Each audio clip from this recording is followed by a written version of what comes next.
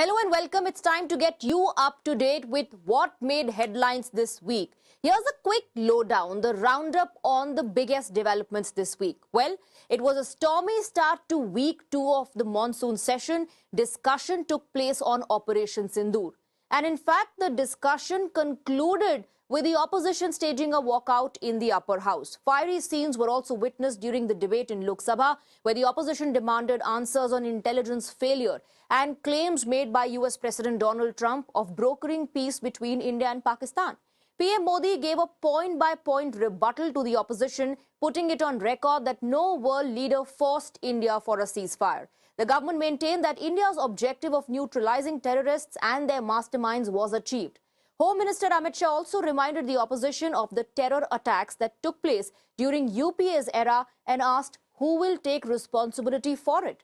The opposition, however, remained unimpressed and asserted that the Prime Minister did not name Donald Trump during his address in the Lok Sabha.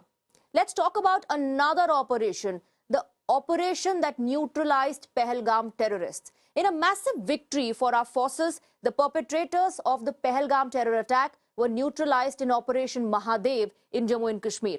The announcement was made by Home Minister Amit Shah in Lok Sabha.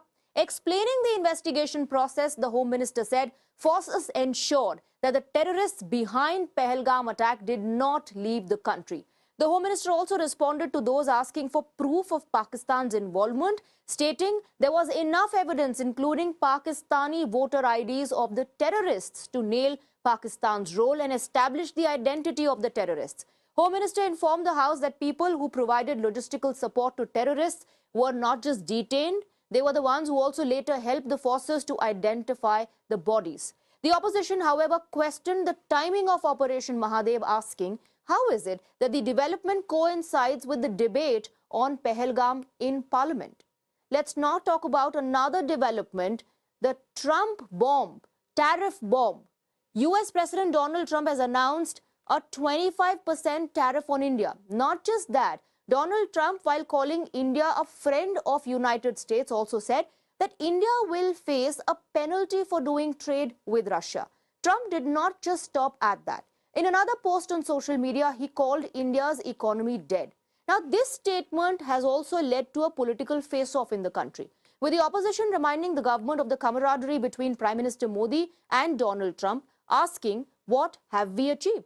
Leader of opposition in Lok Sabha, Rahul Gandhi, in fact, echoed Trump's dead economy remark and taking a jibe at the government said, the economy is dead and Modi government killed it. Commerce Minister Piyush Goyal has spoken in Parliament on this issue and said that India will protect its national interest while pursuing trade with world economies.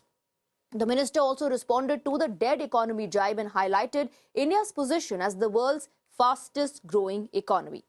Let's shift our focus to another big development this week. A special NI court has acquitted all 7 accused in the 2008 Malle bomb blast case that killed 6 people and injured nearly 100.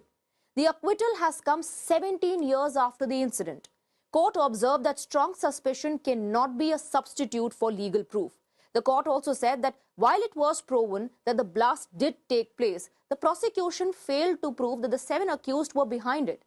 This verdict once again led to political temperature soaring, with the BJP claiming vindication and hitting out at the Congress, alleging that the fake Hindu terror narrative that was spread under UPA regime has been exposed. While the dust is yet to settle, an explosive revelation by an ex-ATS officer on the Malle investigation has stirred the pot again. Ex-ATS cop Mehboob Mujawar has now claimed that he was ordered to frame and arrest Mohan Bhagwat. Now, the opposition is also questioning this statement. The opposition asks, why is it that the ex-ATS cop is speaking only now? Was he under pressure back then, or is he under pressure now? Those are the stories that made headlines this week. Keep watching this space for another episode of Roundup.